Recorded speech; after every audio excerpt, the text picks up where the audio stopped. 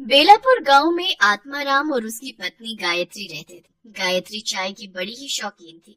जैसे ही बारिश का मौसम आता तब तो वो बस हर वक्त चाय की ही रट लगाती रहती। उसका पति आत्माराम मेहनत मजदूरी करके कुछ पैसे कमाता था। गायत्री घर संभालती थी, लेकिन वो चाय की इतनी शौकीन थी कि घर में राशन हो ना हो, लेकिन चाय बनाने का हर सामान हर पल उसके घर में रहता था।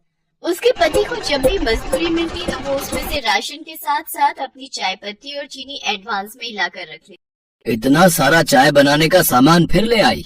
अरे चाय की दुकान खोलने का इरादा है क्या? वाह मेरे पति देव, क्या आइडिया दिया है। ऐसा क्या कह दिया मैंने? वो तो तुम्हें सुबह ही पता चलेगा। गायत्री के पास एक पुराना टेबल था। अगले दिन सुबह उसने उस टेबल पर चाय की दुकान लगाने का फैसला किया। वो अपने उस टेबल को घर के बाहर ले आई और उस पर चाय बनाने का सामान रख दिया। मानसून का समय था, जिससे मौसम काफी सुहाना हो रखा था। चाय ले लो, सिर्फ 5 रुपए में चाय। आओ आओ, इस सुहाने मौसम में चाय का मजा लो। कुछ ही देर में उसके पास चाय पीने के लिए लोग आने लगे। ठंडी ठंडी हवा, मानसून का महीना, सुहाना मौसम और ऊपर से अदरक, इलायची, मसालों वाली चाय। बहन जी, एक कप मुझे भी देना। ऐसे ही देखते सुबह से दोपहर हो गई। आत्माराम गुस्से में बड़बड़ाता हुआ बाहर आया। सारा दिन बस लोगों को चाय ही पिलाती रहोगी या घर में खाना भी बनाओगी? हाँ तो कौन सी आफत आ रही है? दिख नहीं रहा बीवी बिजनेस कर रही है, खुद ही जाकर बना लो खाना। लेकिन मेरी माँ, बनाऊं किसमें? चूल्हा तो तुम हथिया कर बैठी हो। अरे हाँ, मैं तो भूल ही गई थी। अच्छा, आज मेरा काम का पहला दिन है, परेशान मत करो। खाना अब सीधा रात को ही खाना, तब तक इस चाय से ही काम चलाओ। लो, एक कप चाय पियो। नहीं पीनी है तुम्हारी चाय। हे भगवान, मैं क्या करूं इस औरत का? काश कि कोई चाय देने वाला पेड़ होता जो सारा दिन बस चाय ही देता रहता। शाम को जब ग्राहक आने बंद हो गए तो गायत्री ने चूल्हा अंदर ले जाकर रख दिया और उसमें खाना बनाने लगी। साथ ही उसने चाय के पतीले में बची हुई थोड़ी सी चाय को अपने घर के आंगन में लगे पेड़ की जड़ों में डाल दिया। सुबह जब गायत्री आंगन में झाड़ू लगा रही थी तो उसकी नजर उस पेड़ पर गई। अरे, एक रात में इस पेड़ पर इतने फल कैसे लग गए? कल रात तक तो इसमें कुछ भी नहीं था। तभी वहाँ आत्माराम भी आ गया। हाँ, इसमें तो बहुत सारे फल लगे हैं, चलो एक तोड़ कर देखते हैं। आत्माराम ने फल तोड़ा तो उस फल में से चाय निकली। इस फल में चाय? अब भला ये कैसे हो सकता है? हाँ, चाय, क्योंकि मैं एक जादुई पेड़ हूँ। कल तुमने मेरी जड़ में चाय डाली थी, इसलिए अब तुम्हें हर रोज चाय मिलेगी। तुम जितनी चाहो उतनी चाय के फल मुझसे तोड़ सकते हो। वाह, ये तो बहुत ही अच्छा हुआ। अब हम बिना लागत लगाए ही लोगों को मुफ्त की चाय बेचेंगे और खूब मुनाफा कमाएंगे। अच्छा सुनिए जी, ग्राहक आते ही होंगे, तुम जल्दी से इन फलों से चाय निकाल कर केटल में डालो ताकि मैं उन्हें बेच सकूं। उन्होंने जल्दी से केटल में चाय भरी और फिर गायत्री उसे अपना टेबल लगाकर बेचने लगी। गायत्री बहन, आज तुम चाय चूल्हे पे नहीं बना रही? इस केटल में तो ठंडी होगी ना? नहीं भाई साहब, चाय एकदम गर्म है, बस अभी चूल्हे से उतार कर लाई हूँ। इस चाय में बड़ा ही स्वादिष्ट स्वाद है। अब गायत्री के ग्राहक और भी बढ़ गए, क्योंकि जो स्वाद उस पेड़ की चाय का था वैसा स्वाद उन्हें और कहीं नहीं मिला। गायत्री अब खूब मुनाफा कमाने लगी। वो हर रोज सुबह फल तोड़ती और उसमें से चाय निकाल कर लोगों को बेचती। एक रोज ऐसे ही रात को बहुत तेज आंधी तूफान चलने लगे और जोरों की बारिश हुई, जिसमें कि उस पेड़ पर लगे सभी फल टूटकर नीचे गिर गए। ये देख गायत्री बहुत परेशान हो गई और रोते हुए भगवान से प्रार्थना करने लगी। हे भगवान, ये क्या, सारे फल तो नीचे गिर गए। अब मैं अपने ग्राहकों को मुफ्त की चाय कैसे बेचूंगी? सोचा था अब हमारे अच्छे दिन आएंगे, अब हम कुछ बचत कर पाएंगे, लेकिन लगता है हमें फिर से दिहाड़ी मजदूरी करके जीवन काटना होगा। इसके बाद गायत्री उदास होकर दरवाजे पर ही बैठ गई और उसकी वहीं आंख लग गई। लेकिन अगली सुबह जब उसकी आंख खुली तो उसने देखा कि वो पेड़ फिर से पूरी तरह चाय के फलों से भरा पड़ा है। ये चमत्कार देख गायत्री और आत्माराम बहुत खुश हुए। फिर बारिश के मौसम में भी गायत्री स्टॉल लगाकर चाय बेचने लगी। अब तो भरी बारिश में भी लोग उनके यहाँ चाय का स्वाद चखने जरूर आते। उन्हें उस पेड़ की चाय की लत जो लग गई थी। आत्माराम ने भी अब मजदूरी छोड़ दी और वो भी अब अपनी पत्नी का हाथ बटाने लगा। उन्हें अब बिना लागत की चाय बेचकर खूब मुनाफा होने लगा और अब उनकी गरीबी के दिन दूर होते गए।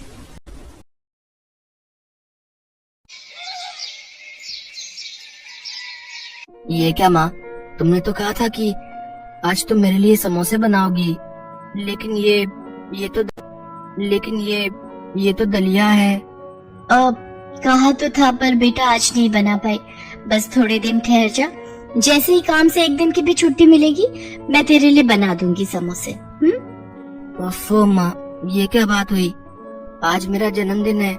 मैंने सोचा था कि आज मजे से तुम्हारे हाथों के बने समोसे खाऊंगा, लेकिन मेरी तो किस्मत ही खराब है। अपने जन्मदिन पर भी मैं अपने मन की चीज नहीं खा सकता। ओहो, कितना गुस्सा करता है तू। अच्छा ठीक है, रुक अभी यहीं पर। अपनी बेटी गोलू से इतना कहकर सुशीला अंदर कमरे में गई और फौरन ही एक 10 रुपए का नोट लेकर बाहर आ गई। उसने वो 10 रुपए का नोट गोलू को देते हुए कहा, अब ले, ये 10 रुपए ले जा और लालू चाचा की दुकान पर जाकर खा ले समोसे। नहीं माँ, मुझे तुम्हारे हाथों से बने समोसे खाने थे।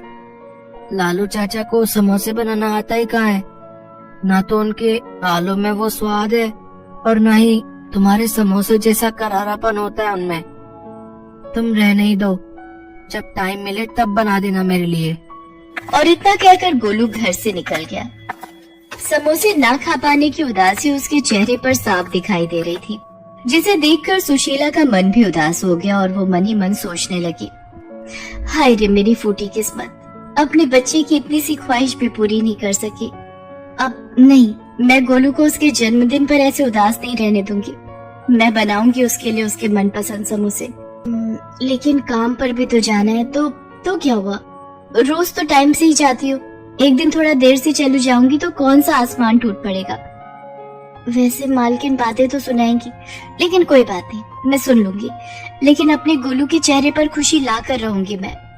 ऐसा सोचकर सुशीला फौरन समोसे बनाने में जुट गई। पहले वो बाजार जाकर समोसे बनाने का सामान लाई और फिर उसने फटाफट गर्मा गर्म समोसे बनाकर तैयार कर दिए। कुछ ही देर में गोलू घर वापस आ गया और अपनी माँ सुशीला से बोला, अरे माँ, तुम काम पर नहीं गई अब तक? और ये खुशबू, ये तो माँ तुमने समोसे बना दिए क्या? हाँ बना दिए, आजा खा ले जल्दी से। सुशीला की बात सुनते ही गोलू फटाक से हाथ मुंह धोकर समोसे खाने के लिए बैठ गया। लेकिन फिर जैसे ही उसने समोसे की प्लेट देखी तो सुशीला से बोला, माँ तुम भी आ जाओ। नहीं बेटा, तू आराम से खा, मुझे जाना है, पहले ही काफी देर हो गई है। अच्छा तो रुको, मैं तुम्हारे लिए समोसे बांध देता हूँ, काम से वक्त निकाल कर खा लेना। इतना कहकर गोलू रसोई की तरफ बढ़ गया, लेकिन उसे रसोई में एक भी समोसा नहीं मिला। और ऐसा इसलिए था क्योंकि सुशीला ने बस 2 ही समोसे बनाए थे, वो भी सिर्फ गोलू के लिए। असल में सुशीला के पास इससे ज्यादा समोसे बनाने के लिए ना तो समय था और ना ही पैसे। और ये बात समझने में गोलू को जरा भी देर नहीं लगी। अच्छा, तो माँ ने अपने लिए समोसे नहीं रखे।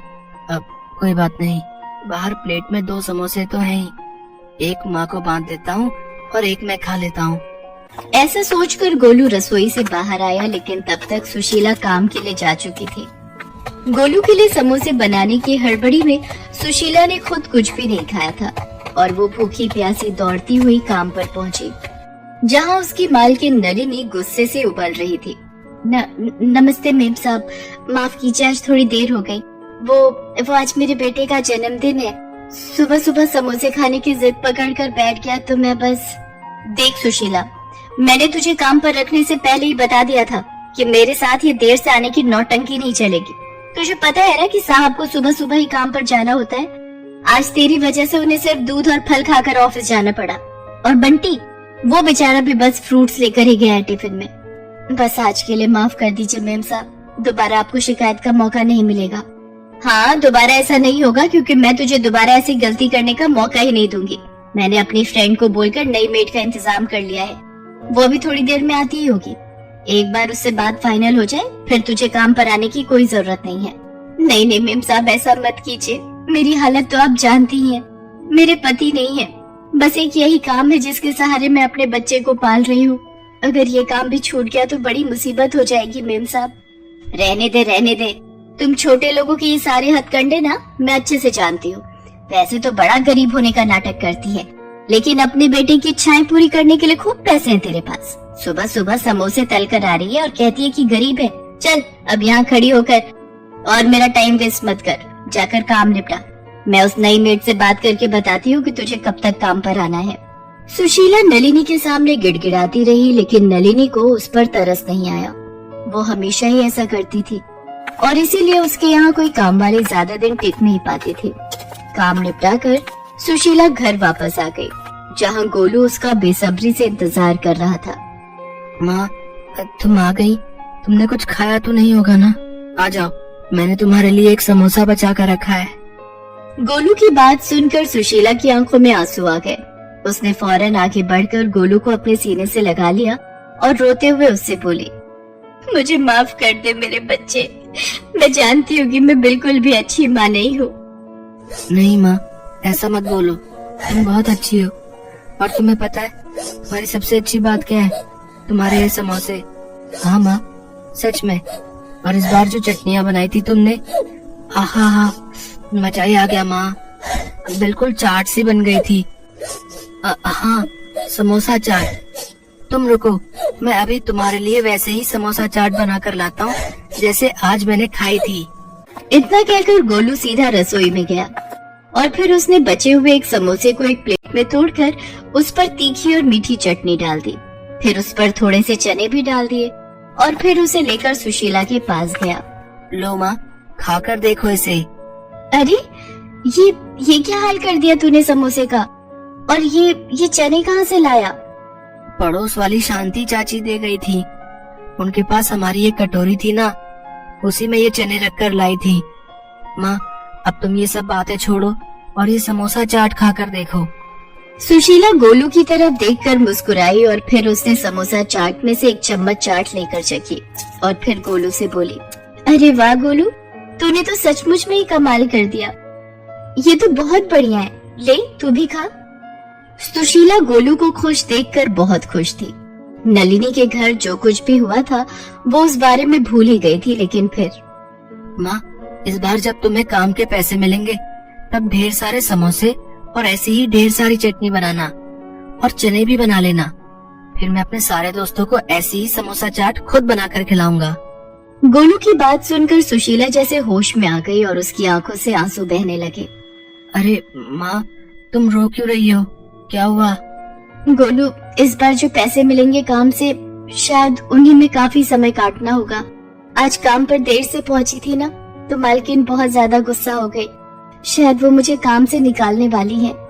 क्या? बस एक दिन देर हो गई तो इतना गुस्सा? कोई बात नहीं माँ, तुम चिंता मत करो। और वो खड़ूस आंटी तुम्हें काम से निकाले उससे पहले तुम ही उसके यहाँ से काम छोड़ दो। हैं? ये तो क्या बोल रहा है गोलू?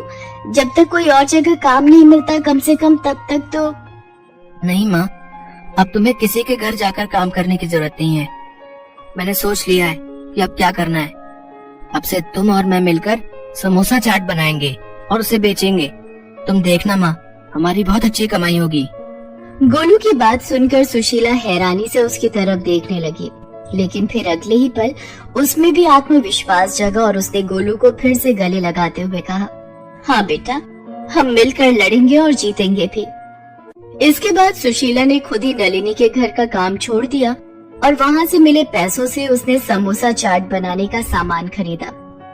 हालांकि ये सब करते हुए सुशीला के मन में इस बात को लेकर डर था कि अगर ये काम न चला तो क्या होगा, लेकिन फिर गोलू का आत्मविश्वास देखकर उसमें भी हिम्मत आ गई और उसने पूरे मन से समोसा चाट का सामान बनाकर तैयार कर लिया। और फिर शाम होते ही, नहीं माँ, तुम रहने दो, चाट तो मैं ही लगा कर दूंगा सबको। जितने मन से सुशीला ने समोसे बनाए थे, गोलू भी उतने ही मन से समोसा चाट लगाकर सबको दे रहा था। पहले दिन ही सारी की सारी समोसा चाट कुछ ही घंटों में बिक गई और लागत के साथ साथ अच्छा मुनाफा भी हाथ आ गया। सुशीला और गोलू बहुत खुश थे। फिर कुछ दिनों बाद, अरे सुनो बच्चे, मुझे समोसा चाट को ऑर्डर देना है। आपको लाइन में लगना होगा, ये सारे लोग ऑर्डर देने के लिए खड़े हैं। उस जगह पर वाकई बहुत भीड़ थी और नलिनी को उसी भीड़ से जूझते हुए आगे बढ़ना पड़ा। और फिर जैसे ही उसने सुशीला को वहाँ पर ऑर्डर लेते हुए देखा तो उसे अपनी आंखों पर विश्वास ही नहीं हुआ। अरे सुशीला, तुम ये मशहूर समोसा चाट की स्टॉल चलाती हो, लेकिन कैसे? इतनी जल्दी इतना सब कैसे कर लिया तुमने? बस अपने बच्चे की इच्छा पूरी करती रही मेम साहब, और भगवान पर भरोसा बनाए रखा, क्योंकि वो तो सब जानता है ना कि कौन क्या है। वैसे आपका कितना प्लेट का ऑर्डर है? पैसे एडवांस ही देने होंगे आपको। सुशीला और गोलू की तरक्की जहाँ उन दोनों के लिए उनकी मेहनत का फल थी, तो वही नलिनी जैसे लोगों के लिए एक सीख भी थी कि भले ही आप कितने ही अमीर क्यों ना हो, कभी भी किसी को छोटा समझकर उसकी बेइज्जती नहीं करनी चाहिए।